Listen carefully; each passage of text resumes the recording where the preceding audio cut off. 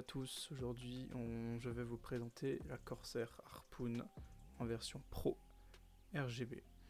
Nous avons pu voir juste avant le petit montage que j'ai réalisé. On a pu voir la Corsair sous différents angles de vue. On a pu voir que la Corsair est très petite, c'est une petite souris gamer aux airs de grande, mais elle n'a rien à envier à ses grandes sœurs car elle ne coûte, tenez-vous bien, 30€.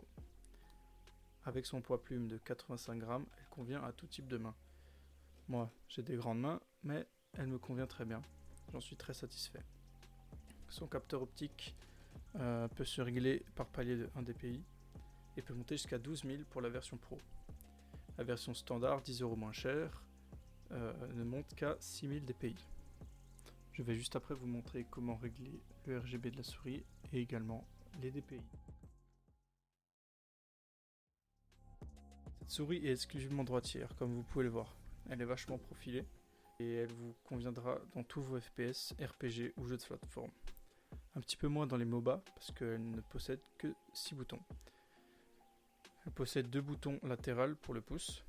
Ils sont tous paramétrables, sauf le bouton DPI qui est sur le dessus, qui est configurable dans le logiciel iCUE qu'on va voir juste après. Comme vous pouvez le voir, on peut paramétrer 5 profils différents attribués par des couleurs. Chez moi, le rouge réglé à 1000 dpi est mon profil pour le jeu. Cette souris a le mérite d'avoir du RGB, même si c'est juste le petit drapeau Corsair. Comme vous pouvez le voir, moi je l'ai mis en arc-en-ciel. Il scintille, il clignote, c'est sympa. Vous pouvez régler, comme vous pouvez le voir, plusieurs modes différents. Ondulation, clignotement, lumière fixe, etc. Cette souris est également disponible à 50€ en version wireless. Elle est un peu plus lourde, donc 100 grammes pour la wireless, et elle ne peut monter qu'à 10 000 dpi. On a la version qu'on a parlé tout à l'heure à 20€, mais qui monte que jusqu'à 6000 dpi. Petit avantage avec la sans fil, on reçoit avec un câble tressé qui est de très bonne qualité. C'est regrettable sur la filaire de ne pas avoir un câble tressé parce que on a encore les plis dus au rangement de la souris. C'est un petit peu désagréable visuellement.